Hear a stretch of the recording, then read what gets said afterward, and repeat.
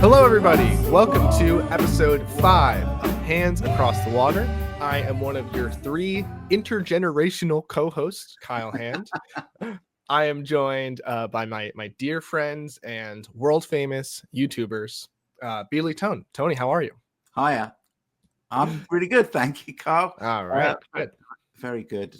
Very good. Sailing on the waves of the mono box at the moment. That's made everyone go just a little bit crazy the last couple of days, but it's all died down now.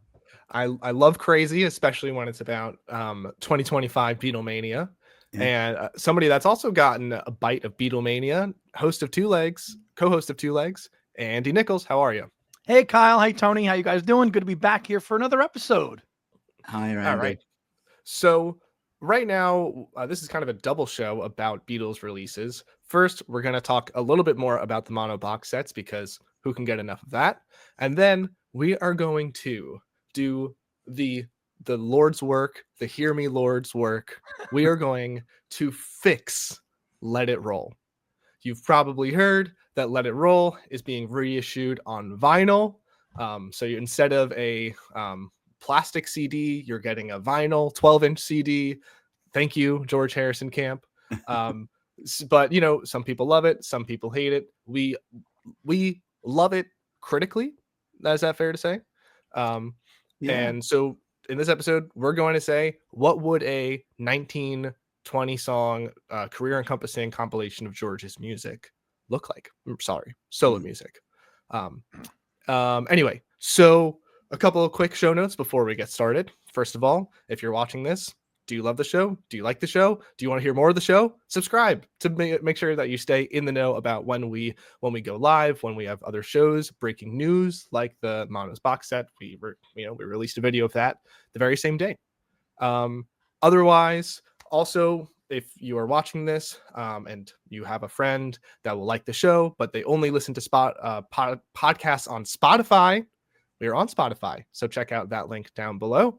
We're also on Instagram. We post clips of the episodes, and we also post archival clips of different Beatles rarities, videos, stuff like that. So if you're into that, check that out as well.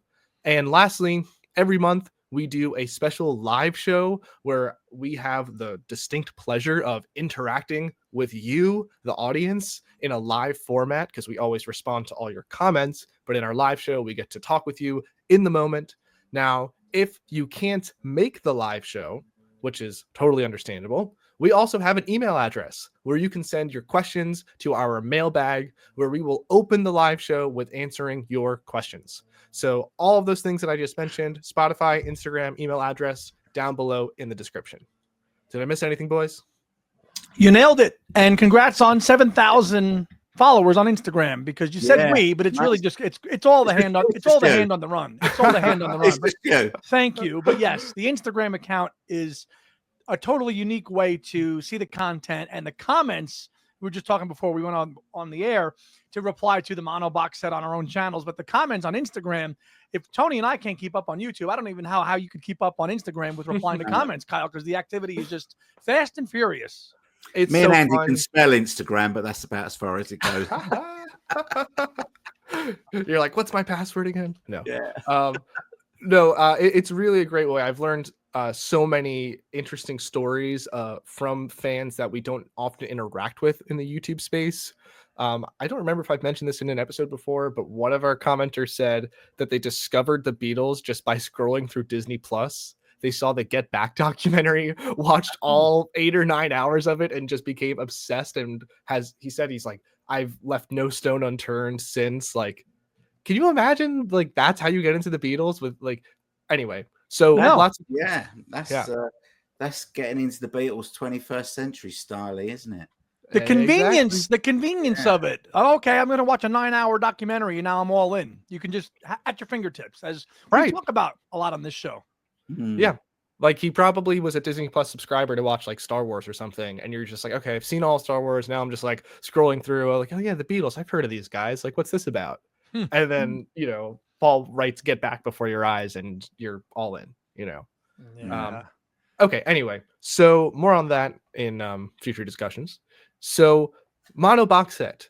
I was not available. I did not get the bat signal, or actually I saw the bat signal. I was not able to answer it and be on the recording. The bad superhero I am, but no. So you guys did a great video on that. Lots of great comments and engagement from our viewers. And I guess it's time for me to say my word on the box set. Yeah. So I unfortunately have to pass on this time. It's such an exciting box set. I think that I've only recently really appreciated the art of mono. I've admitted to my ignorance of mono, literally thinking that it was just like one stream of audio where just everything is like sitting on top of each other in this like thin signal. But I don't know why. I think we were just doing that show on box sets. I picked up the Revolver mono and I was like, wow, like they actually do separate the sounds and everything. It's just like one powerful blast of audio and it's awesome. And even our last show on John, I bought a couple of American mono albums during the recording because I was like, I got to get these. I got to hear these. And yeah, I mean, Beatles 65. Were those used copies, Kyle, or you bought the brand new, the reissued ones? They're not too expensive, brand new. Yeah. Oh yes. So yeah, to specify, from the 2024 release cycle. So though you grabbed 65 and second album, right? Yes. Yeah. Yes. And yeah, I mean, Beatles 65 is pretty much just Rubber Soul with some singles. So no, not Rubber Soul. Beatles sorry. for Sale. Beatles for Sale. Yeah. Thank you.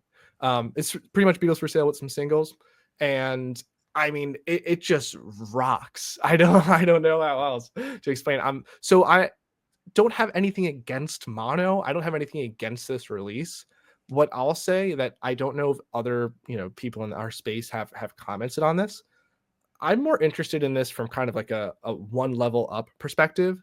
The fact that they are releasing things that are on eBay for like $2,000, I'm like, thank God. Like, stop letting these poachers get away with these like massive earnings just by like, in 2014 or whatever, like buying 10 of these and then sitting on them. I mean, whatever. If that's your thing, if that's your business, peace and love. But there are just so many releases like this that, when you get more into like kind of niche albums here and there, you're like, I'm sorry, why is this 12-song album $1,000? Right. Like, I mean, yes, supply and demand. Okay, explain that. I will say a misstep though, if I could just interject real quick. Go for it. The fact that they allowed you can get 4 per customer, allowing people to flip, and I think that's a real shame. It should have just been 1 per. Yeah. And it wasn't the UK, right? Yeah, because no Beatles fans buying more than 1. No, not at that price anyway. So, I mean, maybe somebody would buy 2 as a gift for a friend or a family member. They might do, but generally, most people are going in there. They only want to buy 1. Right. So to your point, Kyle, I think it's wonderful that they are reproducing and re-releasing things in 2025, and following the trends of the secondary market where you're paying 4 figures for these sets, of which I almost did. Thank God I lost. But I think that is a pity, pun intended, of this episode that they did not limit it, because that, and I think there's already links on eBay for this that people are already selling. Yeah, people are already said, taking offers for things that they haven't even got yet. So that just reminds me, or it brings a bigger discussion to mind. We are fairly deep into the archive era, right? Like, Band on the Run, I feel like kind of kicked it off in 2010. Correct me if I'm wrong there. Yep. But, since then we've had all these big releases that, again, I mean, Tony, I remember one of the first videos of yours that I watched are the McCartney archive editions and how expensive some of them are and what the value you get is from them, all that. For my money, I would love to have like the Big Barn box. That's like the one that I feel like I missed out on the most. But again, it's not cheap out there on the secondary market. No. Like, so will Paul's Camp see that value and say, you know what, like on a random day in July, we're just going to re-release the Big Barn box because why not? I was talking, to our friend Boyan, a little while ago, and he said he's seen one, and it's like, it's over £1,000. And I said, well, it's not worth £600 for Wings Over Europe. It's just not. It's just not. It's nice to have, but it's not. You're not paying 600 quid for it. That is absolute nuts. It's bonkers for one disc. Now, for one disc, it's crazy. It is. Now, bringing it to more our topic of today's conversation, let's look at the George, the All Things Must Pass crate. That's still available. Exactly. That's interesting. That's still available from You Discover. Now, that was about $1,000 US when it came out, right? Yeah, it was. Yeah. So, and the fact that that's still available, I think that was the one that really then brought the benchmark up a lot. I mean, starting price was $1,000, and you're like, wow. Which then Sean followed with Mind Games. But now, because even the Big Barn box was like a big deal, or the suitcase, right? That's where things started to get a little bit steeper in price in terms of collectability. The suitcase, the Big Barn box, and all of a sudden that George's camp comes out with the crate, and now it's $1,000. Now that benchmark has now been set. Yeah. The tchotchkes era. Yeah. So it's very interesting to watch it from a perspective like you guys. You're like, just make it available again and make it affordable. Numbered editions aside, just make the content available is what your point is. And I agree with you. Right. I mean, just might as well let them get the earnings from it, rather than secondhand. And because then I just feel bad for those fans. Like, again, like that poor guy that beat you in the eBay auction that spent $2,000 or whatever on it, a couple months before it came out again. Yeah. But also I'm not trying to have some like fantasy world where like everything is always available. I think that the fact that they waited 10 full years for this to like run its course, it had this whole myth around it, and then they re-release it. I think that was well done. It's just a shame they didn't think about how they were going to release it. Because the whole process was so messy. It was so messy. Still is. No one really knew what was happening. What was happening as far as getting hold of a copy. But anyway, it's done now. It's done now. It's sold out. It's sold out again. And if you go to thebeatles.com, you still can't see it on the main page. You have to have an email that's buried in your social tabs on Gmail to find it and go to early access, like we showed when we did our little quick recap video of the whole thing. Right. So unless you were hip to that and watching it, it was gone. And a lot of people were able to get it thanks to Tony's initial video. And listen, they realized that there was a demand for it again, and they've made it available. And pretty affordable. I know, Kyle, it's a big nut right now to look at it. But when you compare it, that's going for 4 figures, and now you can get it for 430 pounds or $545. That's a bargain. Sure. Really, when you look at it, considering what people have spent on it. It is. I think, people were saying it's, it's £33 an album or something like that, which doesn't take into account the fact that you're getting a hardback book with it, and you're getting a box, to keep it in. So it's probably around £30 an hour an album, which is about that's the price of vinyl. A lot better than £70 for Ringo Rama on yellow vinyl. I'll tell you that. Yeah. I think that they could have revamped the box itself. Remember we were talking about, I love the BC13 box. Yeah.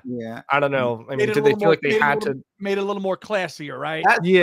That's a stereo box, though. I mean, the thing about the mono box, the thing why people want the mono box and mono mixes is because they don't contain some of the errors that were made when they mixed the stereo, like the thing where If I Fell, where Paul's voice cracks.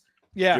During that, or the bit in Please Please Me where John sings the wrong lyric or whatever at the same time as Paul singing his lyric. And there's lots of little nuances that that go on throughout the whole mono catalog, little bits of backwards electric guitar missing from I'm Only Sleeping, and lots of things. There is a whole host of differences, and I've thought a couple of times about doing a video on it, but it's quite a lot to to talk about in that. But that's why people want them. I agree. I was just speaking to the presentation. Yeah. Yeah. The box itself. The box itself, like the design. I know what you're saying. Right, Yeah. right. But yeah, I'm all for it. Yeah, they just wanted to reproduce it as is, I say, As but not update it. But yeah. July 18th, it'll be on its way.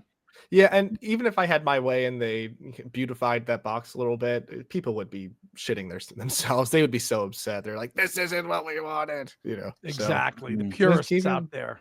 Yeah, exactly. I did look at the top price on Discogs for the mono box set in the so in sterling, the top price it ever went for on there, 1,800 and something, £50 or something like that. Wow. Someone paid for it. Mad, isn't it? No comments. No comment. So before we move on really quick, just to kind of put a bow on my kind of bigger point about this, do you guys have anything out there that you say, okay, great job, Apple, you re-released something that, you know, we really wanted. What else do you want them to re-release? A lot of people are clamoring for Let It Be Naked to be reissued because that only had a quick one-off pressing in 2003, and that commands high dollar amounts right now too. Yeah, that's a great example. That's what I mean. Just something that they just want to copy and paste. That's something that Let It Be Naked, Yellow Submarine on yellow vinyl, things like that. Yeah. That were done in the late 90s, early 2000s, where it's pretty hard to get now. If they did a song track, the song track, yeah. If they reissued that would be nice. I mean, that was a big deal in 1999 when that came out because the music was remixed for the first time. And I remember hearing "Hey Bulldog" and being, "Wow, this sounds so impressive." Remember, Tony? Yeah, I do.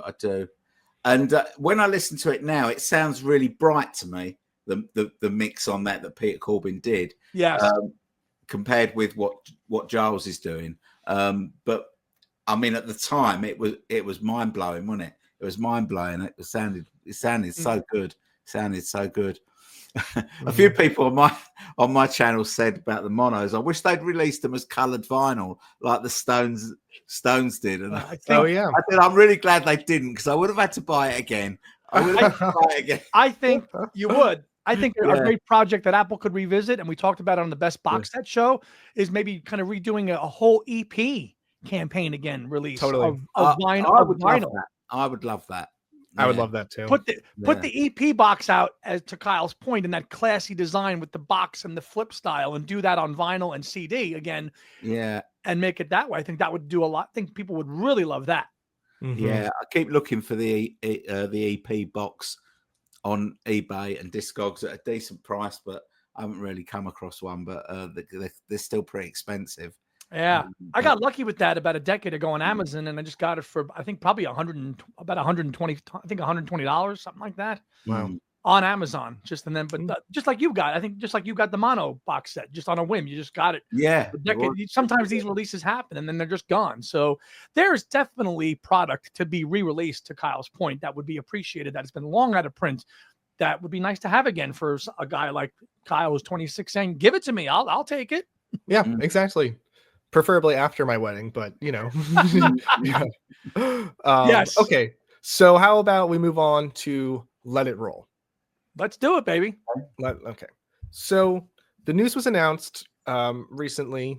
Deedly Tone, of course, broke the news that Let It Roll is being vinylized. Yeah. Add that to the dictionary. I'm not sure if it's in the dictionary, but we'll have it. It is now. So Let It Roll was released in 2009. Yep. Yeah. Okay. Yeah.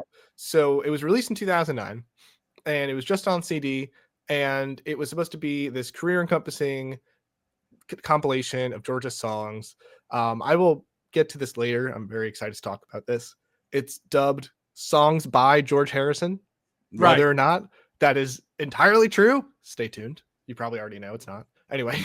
Can we watch this trailer real quick? I've never seen it yet. Sure. Okay. Yeah. Let it roll.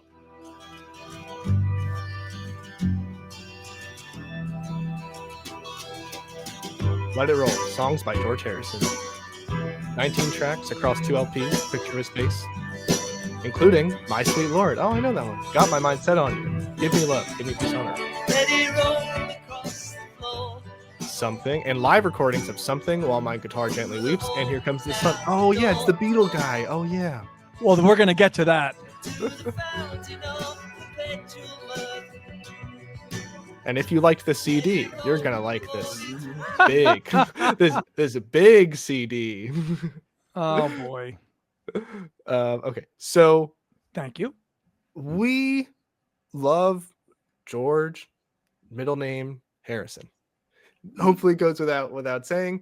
Honestly, I'm a super fan of George, and after doing some homework for this show, I just kept thinking to myself, like, man, I love George. Like, he just has something so special about him, and we don't think that this Let It Roll compilation does him justice. So first, I want to talk about when this came out in 2009. Both of you guys, if you can bring me back to this release. But first, I just want to add some historical analogy here. So this came out 8 years after George passed away. Mm-hmm. Yeah. A big star that died 8 years ago happens to be, anybody want to guess who I'm going to say? Tom Petty. Okay. Okay.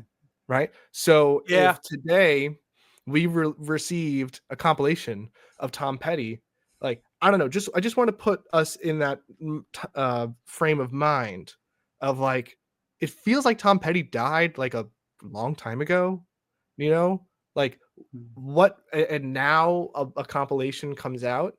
I don't know. Well, it's weird. It doesn't feel like he died that long ago, but it's like 8 years is just like a weird amount of time. Like, it's not like he dies and then like the next year there's a compilation is really kind of what I'm trying to say.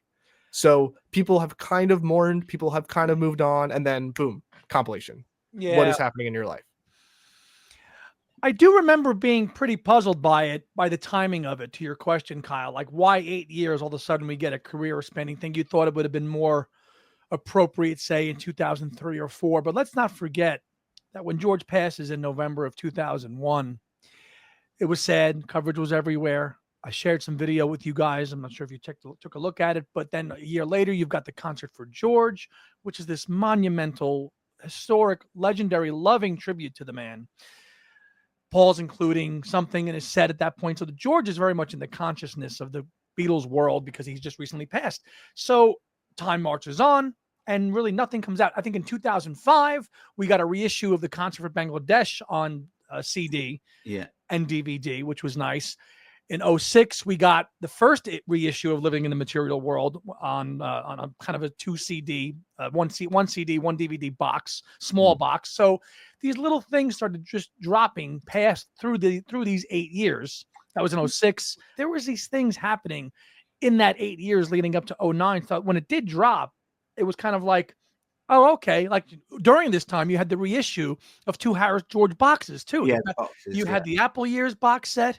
And then you had the Dark Horse Years box set, all within this time period that we're talking about, this gap of 8 years. I was just going to say that when you think about when John died, you know, the John Lennon collection came out in 82. So when you think that, you know, he died at the end of 1980, so it was, you know, probably a year, 18 months or something like that before he got a posthumous compilation. At the time, I didn't really think about it. I just thought, oh, it's, you know, they're putting out a George compilation, it's got a track on it that I don't have, so I've got to get it, and but I've got everything else. I didn't really think that much about it or whether it was a strange thing to do. I just kind of accepted it, I suppose.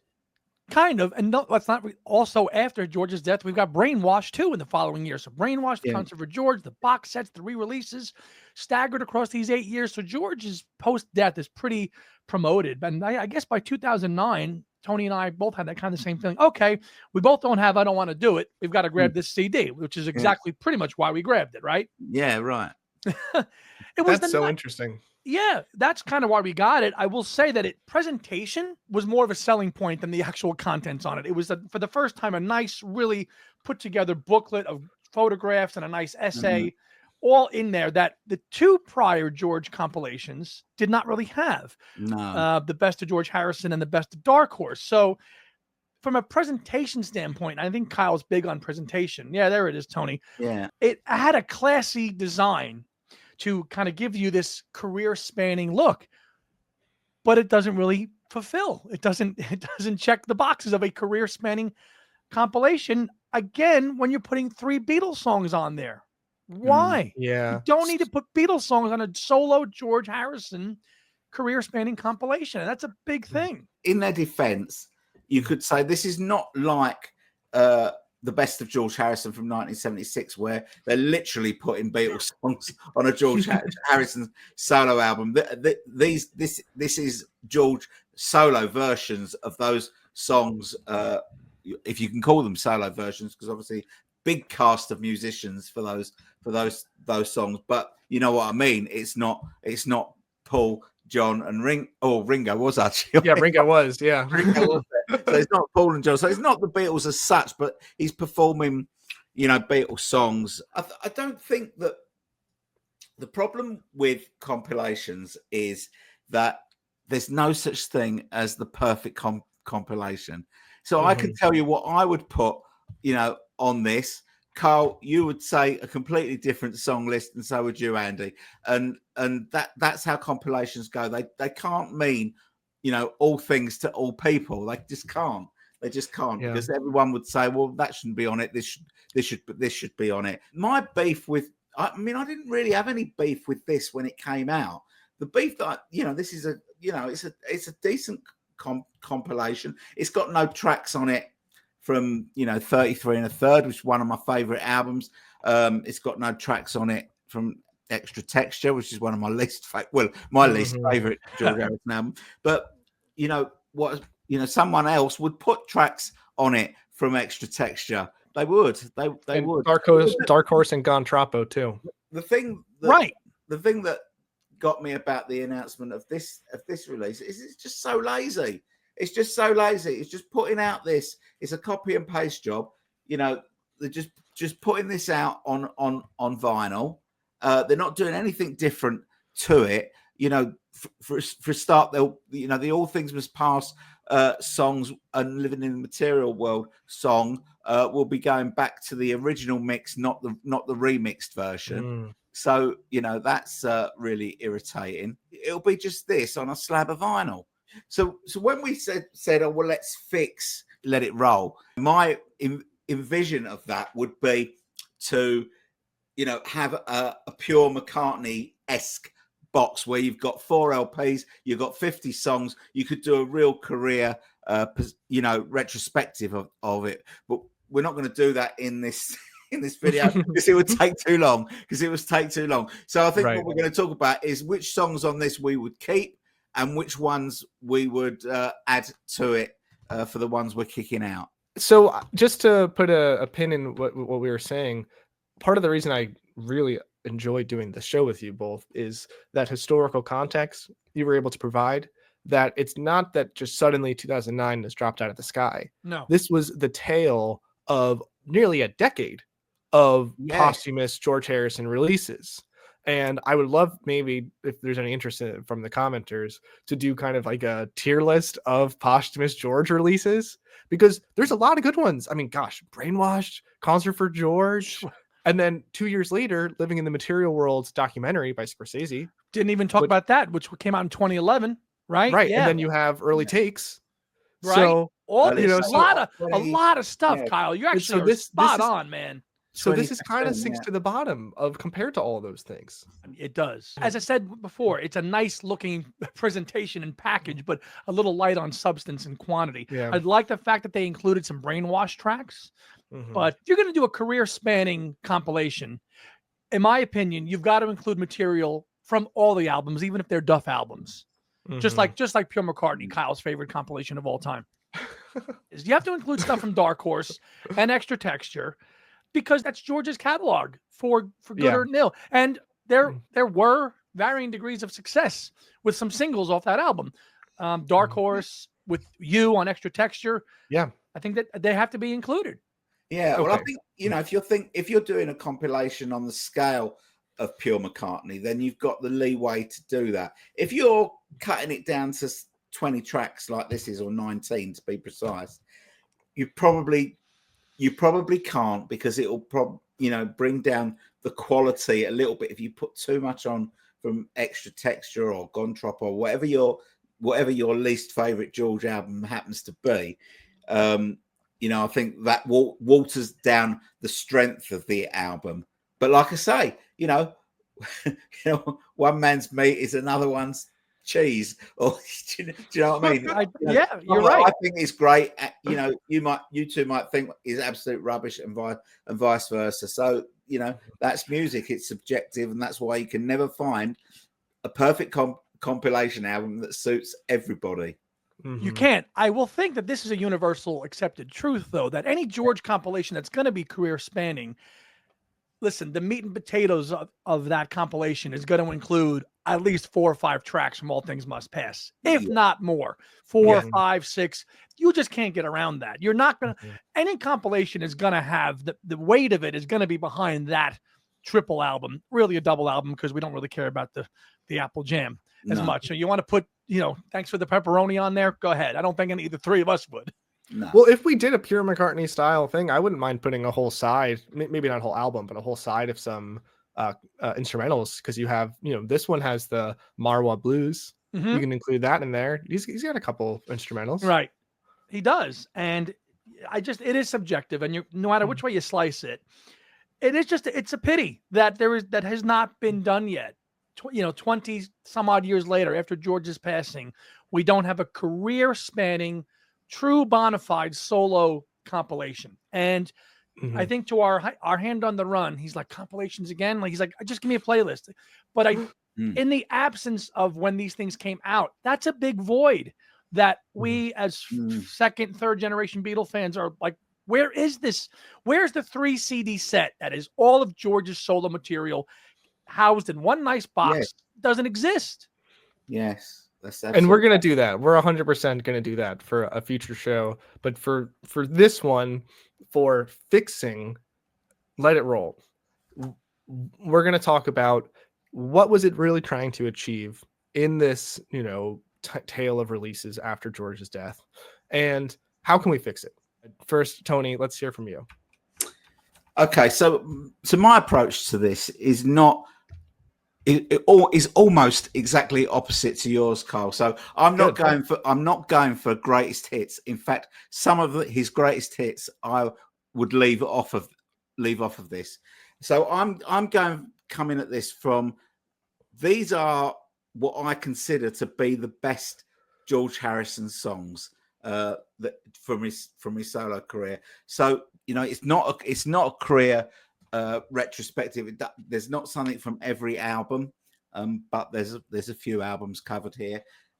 But as I said before, if it was a much bigger expanded box set where I've got 4 LPs to play with, then my ideal best of George Harrison would include songs from Gone Troppo, maybe even Extra Texture. I don't know, but we'll see. So. Okay, so let's go through the album first of all. Got My Mind Set on You. That is gone. That's gone from mine. Okay, it's his biggest hit since my Sweet Lord, but it's gone for me. It's a cover. It is not the best of George Harrison for me. So that goes. Do you not like it, or is it just not? I don't mind it, but it's not even the best track on Cloud 9. No, it's not. Let alone on this. So that goes because it's a cover. Songs of George Harrison. Well, it's not one of his songs, is it? It's the first track on the songs of George Harrison. It's gone. It's gone from mine. The first track that I've got that isn't on this album that I would put on this album if it's a best of George Harrison. Beware of Darkness. That goes on. That goes on for me. I just think it's a gorgeous ballad that finds George, sort of troubled, warning against outside influences that might corrupt a true view of life. It's a little bit preachy.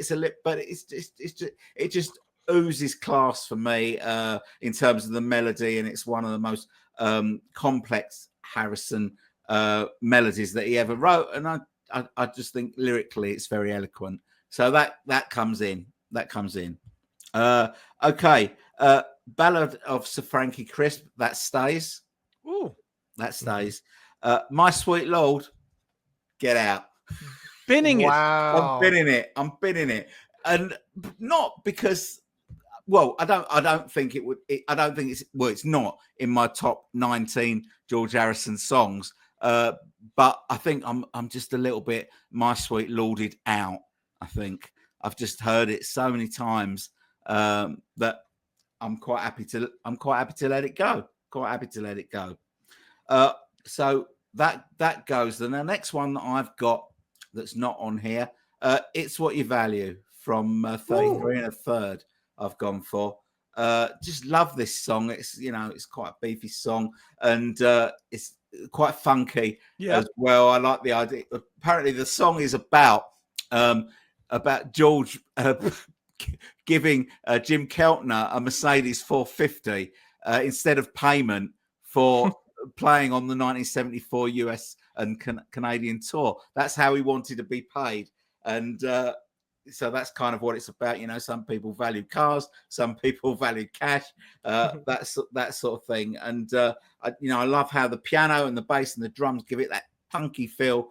It's really good, and there's a really nice sax solo in it from Tom Scott as well. So that goes in. So that's replacing My Sweet Lord. While My Guitar Gently Weeps live, out. That's out. I'm replacing that with Brainwashed. The track Brainwashed, because I just think I think that there's probably no other song in George's entire catalogue that epitomizes what George was than that song. It's just got a little bit about every I've put here. What I really love about this song is it seems to encapsulate everything we know about George. And what I mean by that is great guitar parts, including that sort of enormous 3-chord riff that goes throughout the song. And it kind of moves through different phases. We get Angry George and Spiritual George, and George the lover of Indian music, and George the humorous lyricist as well. It's all here. He's ranting about how we are how we're brainwashed as children, and in later life by technology. Bullshit Avenue, he calls it. I think, in the song, that's how he refers to it, but he softens the whole rant thing with humor. They brainwashed my great uncle, that brainwashed my cousin Bob. They even got my grandma when she was still working for the mob.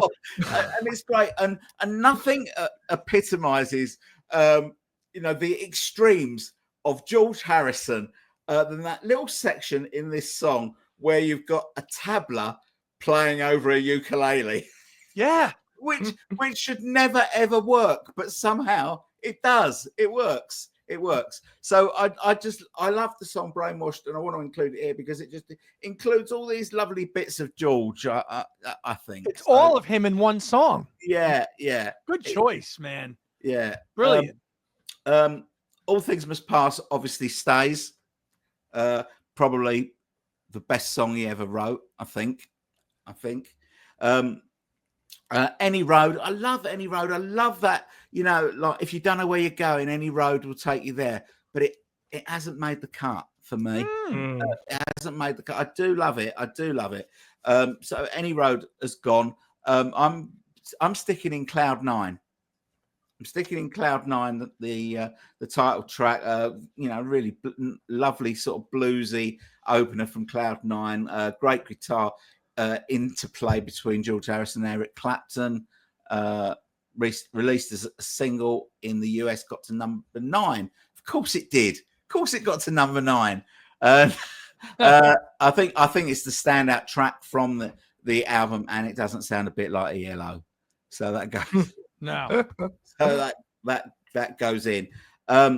This Is Love stays. Yeah, I'm having that. All Those Years Ago stays. Marble Blues gone. Okay. It's gone. I'm going to stick in Crackerbox Palace there. Just love that song. What can I say about it?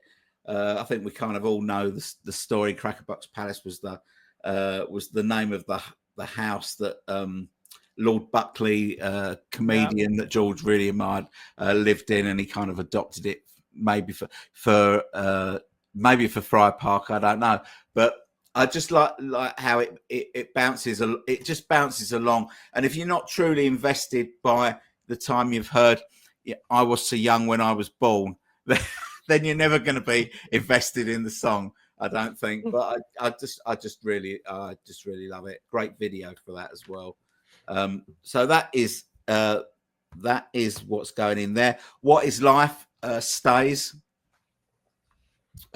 Rising Sun, again, I do really like Rising Sun, but that's gone as well. I'm not having that in my list either. So at that point, I'm putting in Hear Me Lord. Hear Me Lord I'm including that because, well, why am I including it? I mean, it is a song that I've always loved. In fact, it was the first. When I first heard All Things Must Pass, it was my favourite song on the album. I'm not religious or anything like that, but I just, I don't know. I just love that the way that it kind of breaks up with from the left and to the right and all, above and below us and all that sort of stuff. It's kind of it's a great track that bookends All Things Must Pass when you think about it, because it opens up basically with My Sweet Lord after I'd have you on time, and then Hear Me Lord is like the big closer. It's a good bookend piece. It is actually. I hadn't actually thought of it like that. That's a good point, Andy. But it's not really for the. I don't like it for for the spiritual message. I just like it because it's so musical. There's really nice piano lead as well, and it's kind of got this gospely feel. So I really like that. So where am I? That's Rising Sun. When We Was Fab, that stays. Something Live, that goes. I'm replacing that with this song from 33 1/3. That's again, it's a thumping sort of bouncing humorous song from 33 1/3 about the My Sweet Lord case, and I love how he sort of showcases that in the lyrics. This tune has nothing bright about it. Bright tunes were the publishers of My Sweet Lord, and that's the pun. This tune ain't bad or good or whatever come may. My experts tell me it's okay. And this song has got nothing tricky about it. This song ain't black or white, and as far as I know, don't infringe on anyone's copyright. So, it's great. It's great. So that comes in. Blow Away stays. Brilliant song. Love it. Very, very bouncy and upbeat. Probably one of the most upbeat songs George ever wrote, I would have thought. It's hard not to smile during that song. Cheer Down. I love Cheer Down. I love Cheer Down, and the two other unreleased tracks from this compilation, particularly Cockamamie Business. I love that lyrically, but none of them have made my top 19 for this. But I would love to include Cockamamie Business, but I don't suppose I can. So the next one that I've gone for is just checking it's not on here. Run of the Mill. Run of the Mill. I've gone for. I didn't really know. When I first heard this, didn't really know what it was about or anything. But I think it's a song. It's a plea to to his former bandmates, to sort themselves out, sort of thing. And the horns on this are fantastic, and it's an unusual song because it doesn't have a verse or a chorus. It just keeps going. It just keeps going. There's no instrumental breaks or anything like that. But I just love it. Okay, so where are we now? So I Don't Want to Do It. I'm out, I think. Am I at that one? Was the last one I got? Here comes the sun. Here comes the sun. So the next one that I'm going for here is The Light That Lighted the World. from Living in the Material World. I just really like that song. I think it's the best song on that album, apart from maybe the single. Maybe the single was better. But it's kind, I kind of view it as a statement of, George's discomfort with the attention afforded to him as an ex-Beatle, and it features Nicky Hopkins piano, which beautiful, is brilliant on that song, and a really great slide guitar solo from George as well. But he kind of takes two stances on this song. Firstly, by stating, I've heard how some people have said that I've changed, that I'm not what I was, how it really is a shame. But then he takes the opposite view with, I'm grateful to anyone that is happy and free for giving me hope while I'm looking to see the light of the world. I think it's a great song. I think it's a great song. So that comes in for me. The next one, I Don't Want to Do It, which I think again is an average song. I don't think it's anything special. I'm not really sure how it managed to find its way onto this compilation, but I'm glad that it did, because it meant I could get it. But it's a bit odd. I've got looking for my life from Brainwashed here. I think it's a very upbeat song, and it's especially upbeat when you consider that the lyrics of George being sort of reflective at the end of his life. So it's it's sad yet a joy at the same time. And then the final track, Isn't It a Pity, obviously stays. And that's my Let It Roll. That's my Let It Roll. Good list there, Tony. Encapsulating. Yeah. It's a little bit All Things Must Pass, 33 1/3.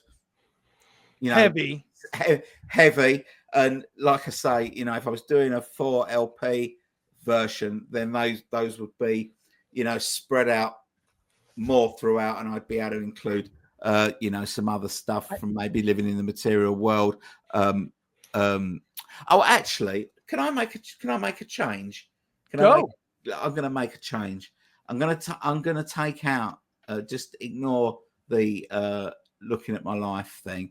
I'm going to go for what am I going to go for? I'm going to go for Love Comes to Everyone, I think. From self-titled. There you go. Yeah, Love Comes to Everyone, just to mix it up a little bit.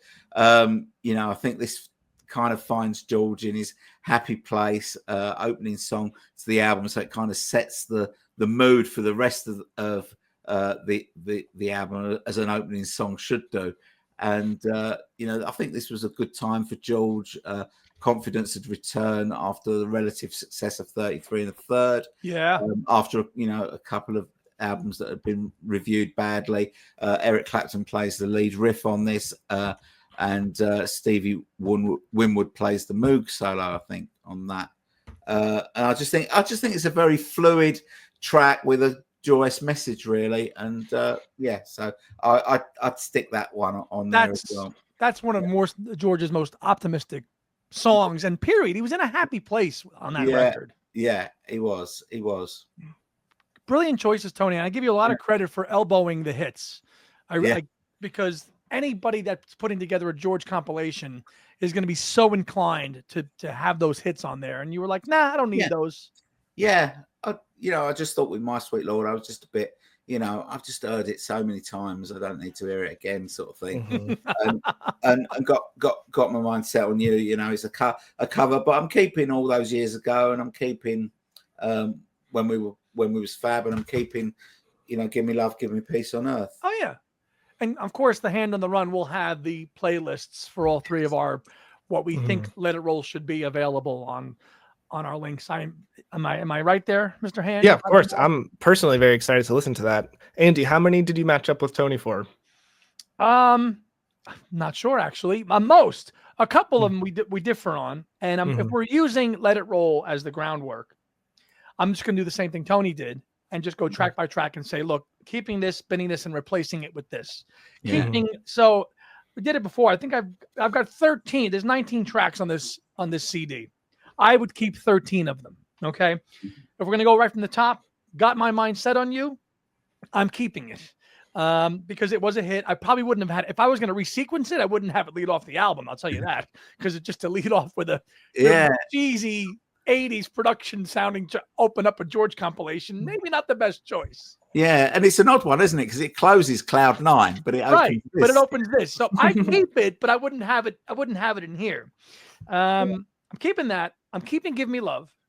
I'm gonna bin the Ballad of Frankie Crisp, Let It Roll, even though that's the namesake of the compilation. I am gonna bin that, and I'm gonna replace that with Be Here Now from Living in the Material World.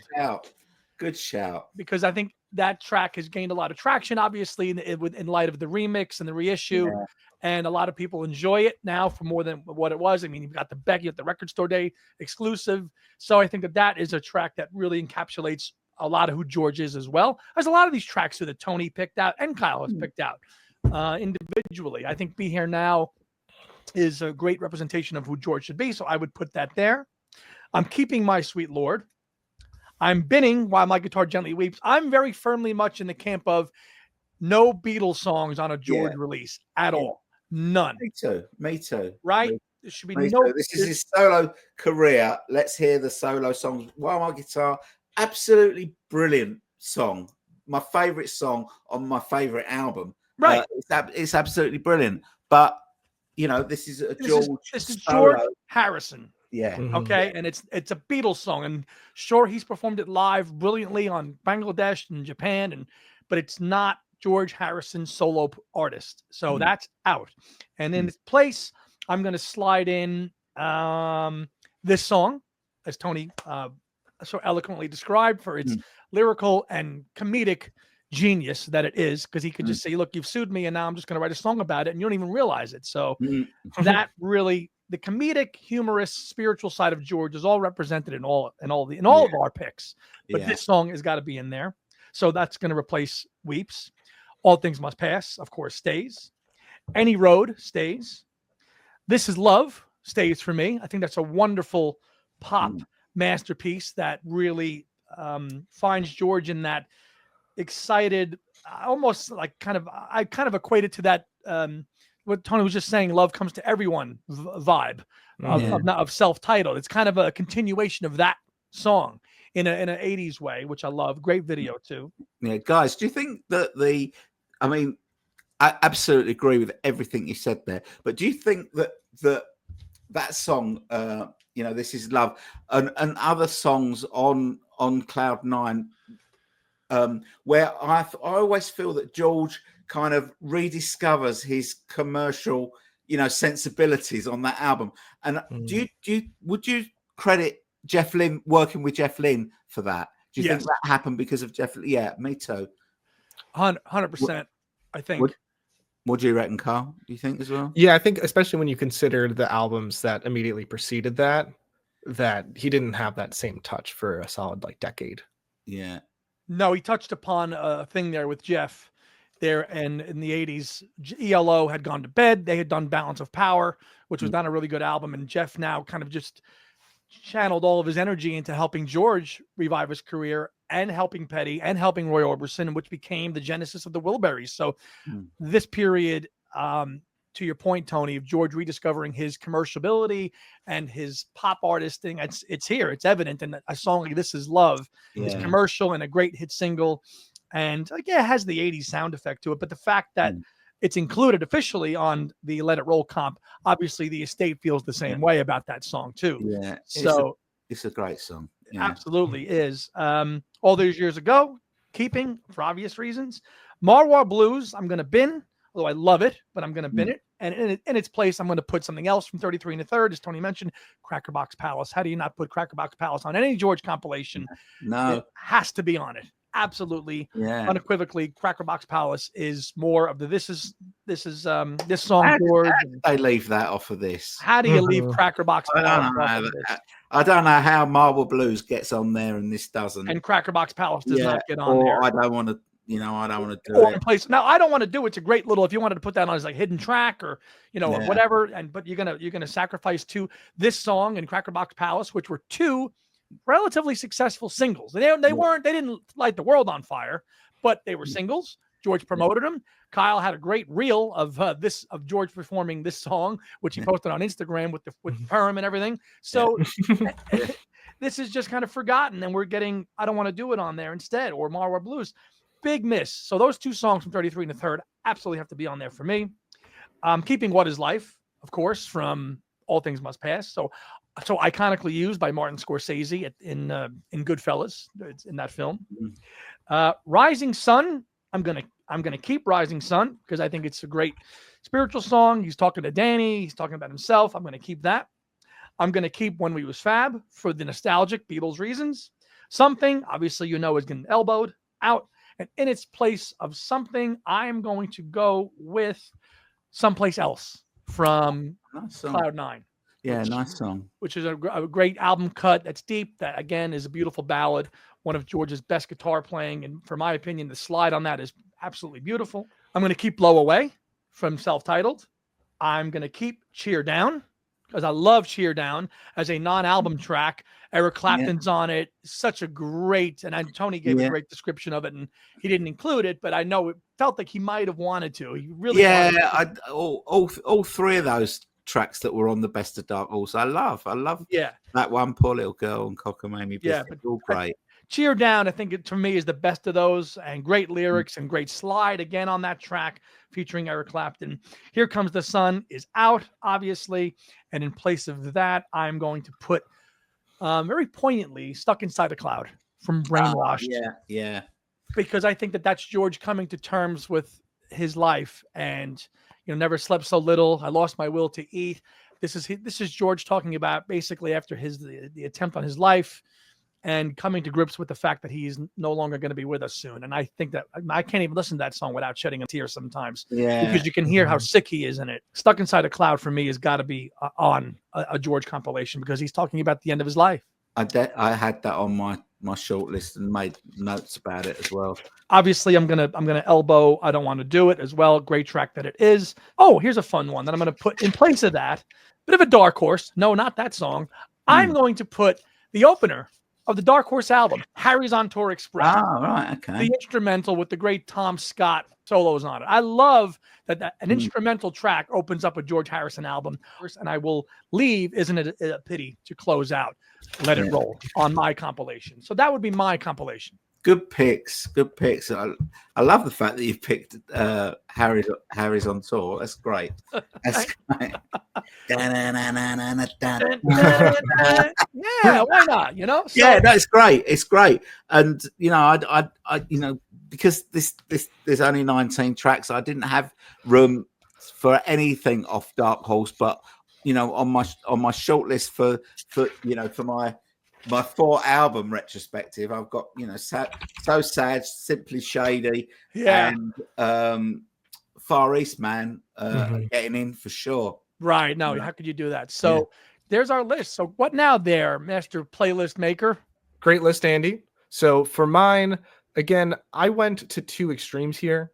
My first list of Let It Roll, the singles by George Harrison, Winky Wink, etc.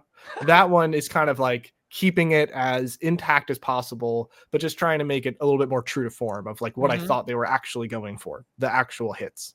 Now, for my list of what I would really want to be the true Let It Roll, I did this a little differently. I made 4 categories of types of songs by George. And so when this goes on vinyl, each side would be like a different tranche, right?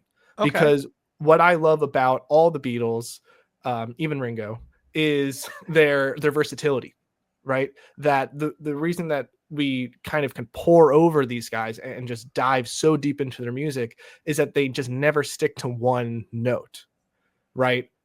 George, for example, he has all these sides to him. He has the rocker, the spiritualist, the petty, pissed off George, all of these things. And so I had even more categories that I can expand on when we do the pure Harrison compilation. But this, for my money, is my favorite types of George. Okay. So my first tranche is singles. So these there were other singles I would have wanted to keep or would have wanted to include, but just for the sake of this having any semblance to Let It Roll, I just pulled 5 singles from Let It Roll and put them on the playlist. Okay. So we're starting with My Sweet Lord, because again, I'm with you, Tony. I like how you took it out, but it's like, if this is the George Harrison compilation playlist, I concede it has to be in. Then I did Blow Away, which I think again was, I mean, I wasn't around at the time, but I imagine was just a big radio hit. It just has a very poppy vibe, which again, I don't really associate with George. But what I love about him is that he has all of these sides to him, and he does pop really well. And then chronologically, I'm going to All Those Years Ago, of course, just even though it was about John's passing. Well, it's not really about John's passing. It's more about John's memory and the good times. So I think he strikes a really positive, cheery note there. And then Got My Mind Set on You.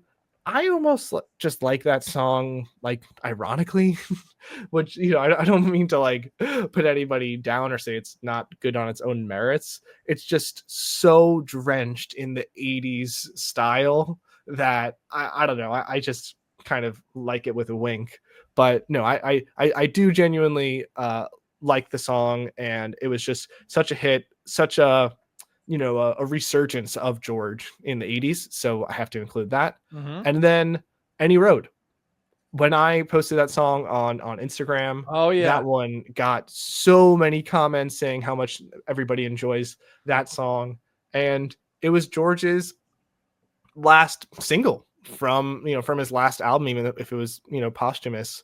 So I feel like it has to be included, and it's a little bit different for some variety, in the sense that it's not just you know, it's to play that after Got My Mind Set on You, it feels like night and day, but it's still just a very, very pop radio friendly track. 100%. So my next tranche could have been singles.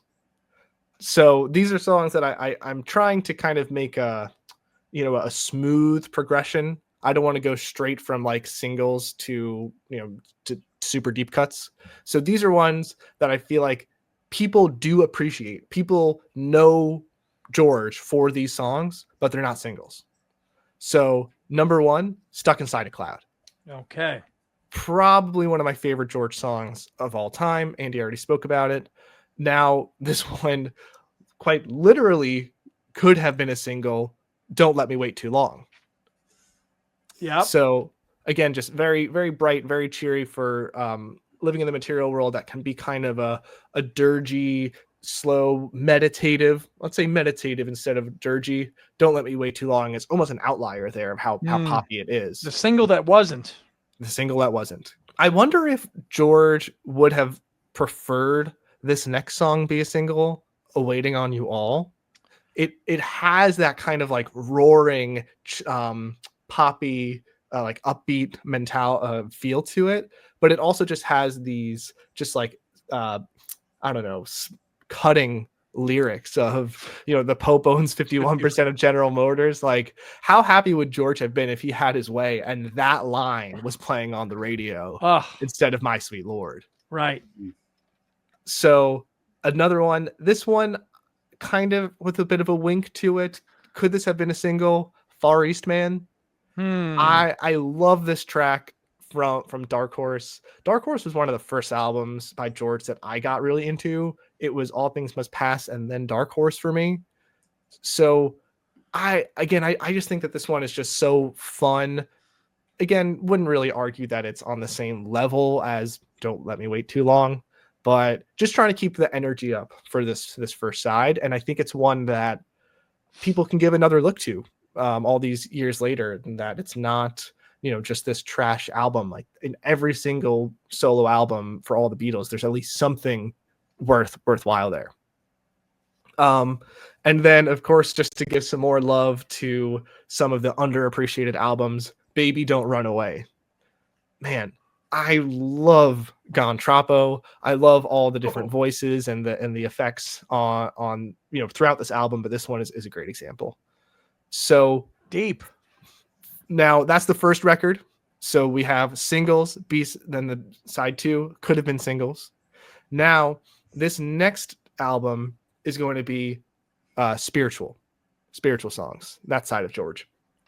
So I'm starting it off strong with Hear Me, Lord. And I take your point, Tony, that this is more of a gospel song than a spiritual song, but I think it still fits the bill. And we wanted to have, a deep cut from All Things Must Pass. Well, whether or not it's deep, it's literally the last song. So deep in that sense. And then we're going to follow that with Dear One, another beautiful spiritual one from Tony's favorite. Yes. Love that one. And then this next one is very personal and special to me, Just for Today from Cloud9. So if you're not already aware, George literally got this song inspiration from like an Alcoholics Anonymous pamphlet where their slogan is Just for Today. And then he kind of paraphrased the first few words of that to his verse. Mm-hmm. And it's, he's not really talking about like Vishnu or anything like that you might think of as like a typical George spiritual song. Like this is George talking about life.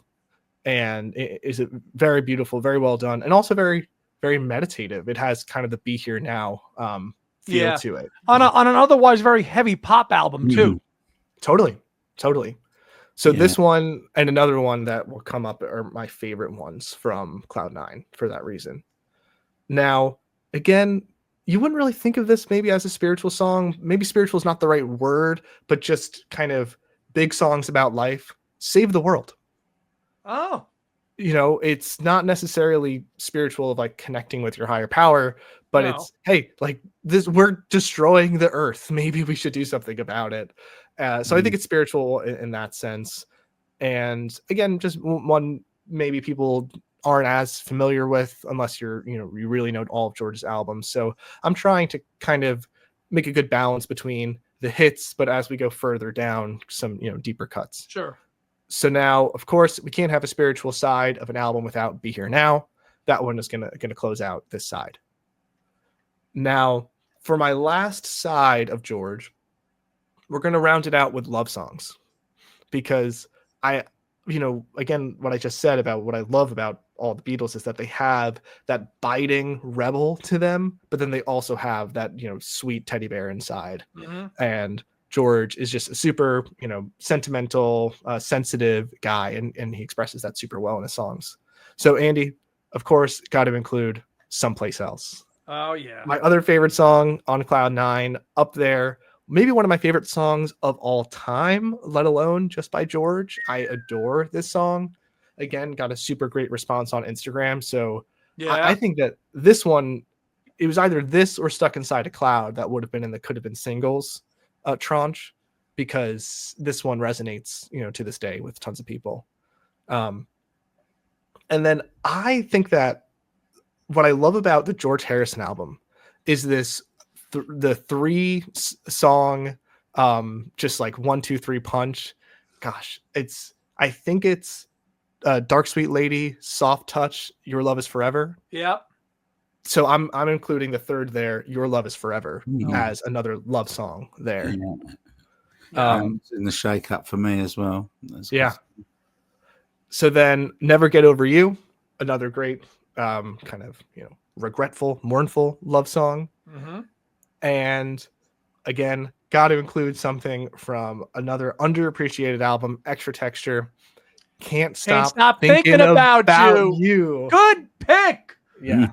I had to include that. I almost was going to include that. Good on you for that song. There you go. God damn, what a song that is. Such a great track. You know how there's those songs that you just wish you could listen to the first time again? Yeah. That's going to close out this album, my 20th song. Sorry, I couldn't do 19. Had to be 5, 5, and 5, and 5. Learning How to Love You. Yeah, great song. Great song. I hate to say this, but something has to float to the bottom. 33 1/3 is my least favorite album. What? Oh my God. What? It is my least favorite one. I just am not the biggest fan of like the Monty Python humor, Cracker Box Palace, this song. I mean, again, you could have a whole extra side of George's wry humor with songs like that.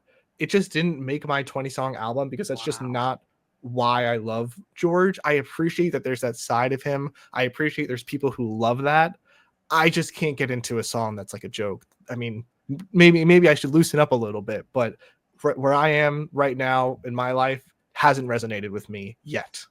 Where you are in your life, that's not meaningful enough to you as the spiritual stuff. And so I understand that. Tony and I are a little older, so those tracks resonate with us a little differently because, and I get it, that comedic aspect nature of George's music may not be as much as they say the Someplace Else and the other songs that you mentioned. But I appreciate he has that side to him. And so Learning How to Love You, I think, is really what I love about George on my least favorite album of his. Okay. So, and even more than the lyrics on that, it's just that instrumental break is just so soulful. Like I love soulful George. I love George trying to do Smokey Robinson. So I think that this is a great example of that. And so that's why it's going to close out my 20 side, all sides of George. And since I took out Ballad of Sir Frankie Crisp and Let It Roll is not on this compilation, I'm changing the title to Stuck Inside a Cloud. Okay, fair enough. I like the thematic sides that you went with there to represent all different genres of on flipping it over. That was a nice approach. I think Tony and I looked at it more of a mix-up compilation scattered around, but still have our album cuts. You went thematic on all four sides of vinyl, which is a great approach to looking at it. In almost like a pure McCartney vein, which is pretty funny. Right. That's why this is kind of like a proto Pure Harrison for like when we do that show. An ultimate one. That's actually a good, it's a good template for that. You're good. You're right. Like I think that again, other than the rye, this song, etc., we'll do a side for that. I think also a side for rockers is definitely due. So I mean, there you have 30 songs of all just like very different types of songs from the same artist. Well done, sir, and Tony as well. Great list, great list. So I mean, that is what we think what a full kind of career encompassing George set should be, not some 19-song thing with Beatle tracks for the most part. Come on, this is how this needs to be done right. So it's coming out on vinyl. Yay, great. But it's still one thing that's lacking from the Harrison camp. We've just given you our take on what we think it should be. Let us know in the comments what your 20-song, 30-song George compilation should be. Would you include Beatles songs? Would you not? Tell us below. Okay, so there you have our lists. Again, you'll be able to access our playlists on Spotify and Apple Music for your listening pleasure.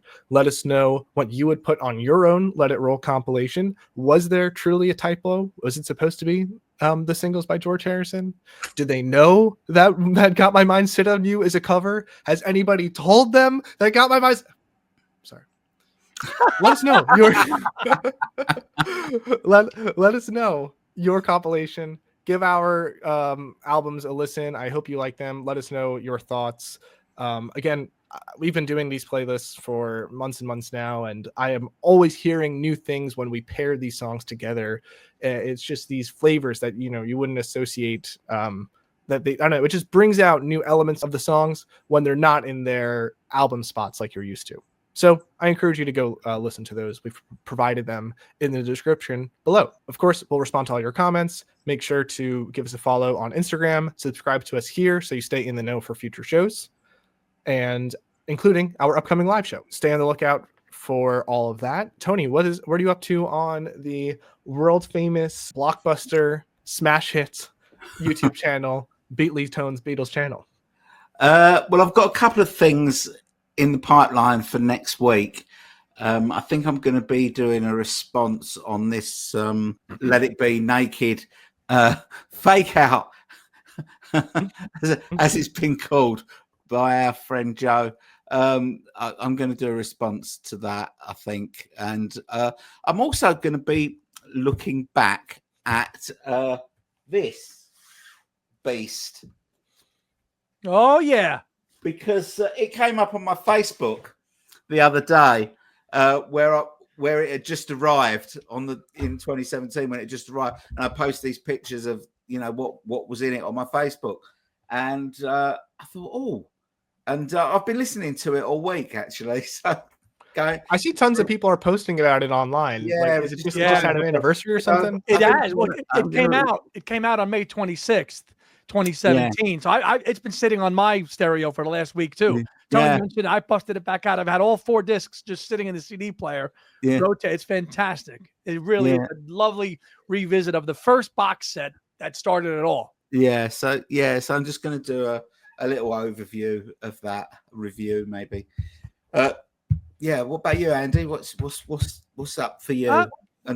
Our latest episode just dropped this past weekend, and that was episode 282, where we did a dive back into Chaos and Creation at Abbey Road, the 2005 documentary that was screened in the BBC and on PBS. It had been years since we had watched it, and we do that periodically on Two Legs, where we find these documentaries and we do a live rewatch in time. Yeah. And it was so much fun to go back and watch Paul right at the height of Chaos coming out and having such an intimate environment with people in studio too, playing glasses and doing different arrangements of Beatles songs and his own songs, and promoting stuff from the as not yet released at the time Chaos, because that was shot in July and Chaos and Creation came out in September. So it was really a joy and a pleasure to go back in and watch that documentary again. So that's up on our channel now, and we've got J.R. Moore's scheduled probably for that interview to discuss the Off the Ground book, Paul in the 1990s. So that's coming down the pipeline as well for Two Legs.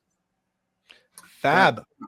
I look forward to watching that, because I haven't seen that interview for ages. I remember the wine glass thing. Yeah. In the harmonium. He's got the harmonium thing going back and forth. Yeah. Good fun watching that again. So give that a view on our channel, and all good things there. And before you know it, we'll have another episode of Hands Across the Water, won't we? Yeah. Sure will. All right. Well, thanks everybody for tuning in, from Andy and Kyle and Beatley Tone. Thanks again, and hope you enjoyed the show. Let us know in the comments what you think. Goodbye. Until next time.